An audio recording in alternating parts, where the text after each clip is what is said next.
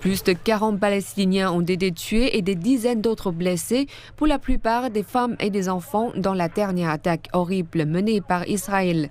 Israël a de nouveau pris pour cible un quartier résidentiel, cette fois-ci le camp de Nuseirat, dans le centre de la bande de Gaza. Ce quartier résidentiel était habité par des centaines de civils, dont beaucoup sont aujourd'hui ensevelis sous les décombres des maisons détruites, leurs maisons s'étant transformées en tombes. Nous n'avons pas encore pu évacuer ma famille. Mon frère Ashraf, sa femme et ses enfants sont toujours sous les décombres et nous continuons à creuser pour les atteindre. L'assaut continu d'Israël sur la bande de Gaza a eu un impact humanitaire massif, tant sur les civils que sur le personnel médical. Tout récemment, Saïd Gouda, le seul médecin orthopédiste du nord de Gaza, a été assassiné par les forces israéliennes d'une balle dans la tête.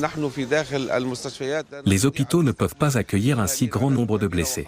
Le système et les infrastructures de santé se sont effondrés parce que l'armée d'occupation a fermé tous les points de passage et empêche l'entrée de médicaments et d'autres fournitures médicales essentielles.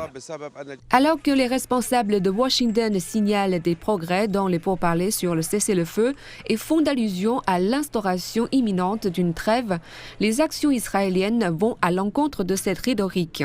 Il y a quelques jours, 15 Palestiniens qui sécurisaient l'arrivée de camions d'aide dans des abris au sud de Gaza ont été tués par les troupes israéliennes.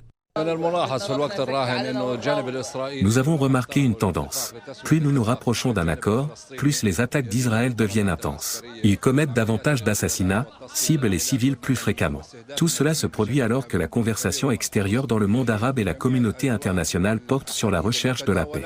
Le maintien de la fermeture des points de passage de Gaza, qui limite en définitive l'arrivée de l'aide humanitaire, a créé des conditions impensables pour les Palestiniens, des conditions inhumaines et fondées sur des crimes de guerre israéliens. Alors que l'échéance proposée pour le cessez-le-feu approche, les bombardements israéliens sur Gaza se sont en fait intensifiés et le nombre de victimes civiles ne cesse d'augmenter. Les Palestiniens n'ont autre choix que d'espérer la paix et d'attendre une avancée indispensable.